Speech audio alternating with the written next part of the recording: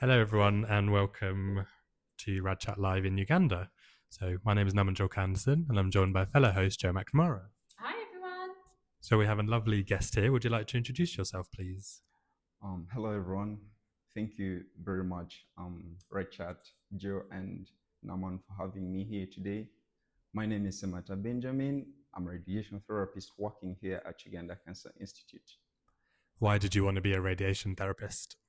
Well, as I've always mentioned, my journey to become a radiation therapist, honestly, came from a deep conviction.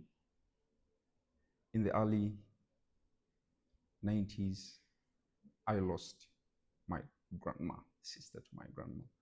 She was the pillar of the family by then. She was working with the local government. And I remember when I attended the funeral, the common word I used to hear by then was, in my local language, they say, Yafude Kokolo, meaning she has died of cancer. But I came to appreciate that when I joined college and started pursuing radiography and, medicine. So it was very traumatic because we had a little bit of a setback as a family. She was really doing well. And yeah. So from then, when I joined college and decided to take this track, because I was a student at McNamara University, and in my third year, we have a track of therapeutic radiography specifically, I really, really felt I can be part of the solution. Knowing and hearing the stories of people walking miles and miles from the northern region to come to the central only to find that the treatment is delayed, the machine is down, really. It was overwhelming because some of these were family members, friends, people we knew, common man, people that couldn't afford to go outside of the country to receive treatment. I felt a conviction inside me that I can be a part of the solution. Radiotherapy isn't just a lifeline for many. As RRTTs, we are part of the hope. In the times of despair, we are part of the hope, and it's more than just a profession to me. It is something that I do to save lives. Because I know today, I might be holding the mic right now, but tomorrow I can be part of the audience. I can be part of the patients. It's not guaranteed that it's only limited to a few people. No, anyone can be a candidate of cancer. So I feel I'm in the right place.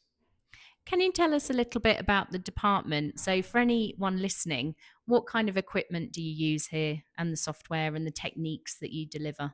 Now, I would like to thank the government and the UCI management, first of all, because in the past decade also we had only a telecobalt 60 machine. And currently, as I speak, we do have 3 linear accelerators. We have a conventional simulator, 1 CT simulator, 2 brachy units. And we do a couple of techniques ranging from 2D, 3D, and VMAT. We are also highly anticipating SBRT because we do have the equipment that is capable of doing that. So with your help, global collaboration, NHS, really, I'm very confident that we shall be amazing in the next 2 to 3 years or so. What do you think some of the challenges are that you're facing here in Uganda? Well, to be honest, I think one of that is that we need to scale up the radiotherapy services. And I'm really glad to mention that the government and the institute, they are working hand in hand to establish regional radiotherapy centers.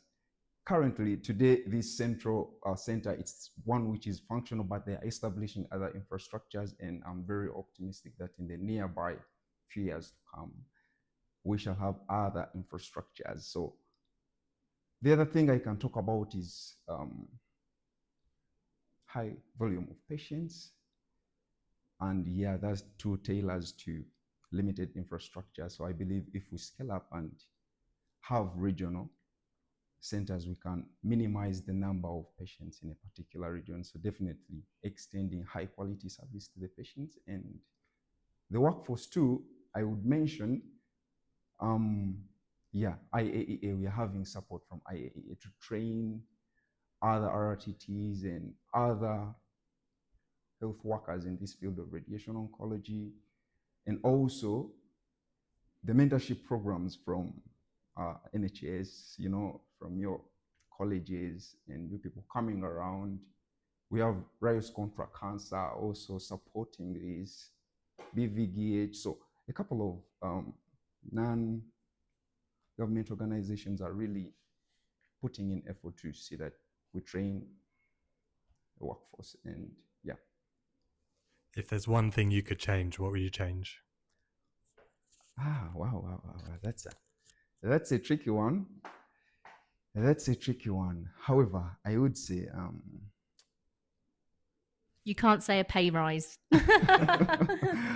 I think that is key, because at the end of the day, the bag matters. The bag matters, and we really need the bag, even though it is more passion and all that, but still passion alone is not going to pay the bills. It's not going to take the kids to school, and so the pay raise is it's something worth to look into, because I believe besides any other thing, I believe the payment is one thing that actually has seen very capable professions in our centers actually living and going to high income countries and other centers. So it does have an impact on workforce. It does. So I think it is something very worth considering, and I believe you have the capacity to do that. So it's my humble appeal to the management. Give us a pay rise. And in terms of kind of your patient population, what kind of cancers do you typically treat here in Uganda? Typically, depending on the site, for the pelvic cancers, it is the cervical cancer, mostly among the female population, and prostate, definitely among the male population. Then for the head and neck cancers, NPC, it's really very predominant. Yeah. We always like to end our episodes with top tips. Is there any top tips you would give to someone who is in the general population here in Uganda? Well, definitely. Every patient really deserves the right to know that radiotherapy is a treatment option for them, and we are here for them. We are actually here. We love you, even though circumstances may not allow in particular times, but we shall serve you because you are part of us. Brilliant. Thank you very much. Thank you. You're welcome.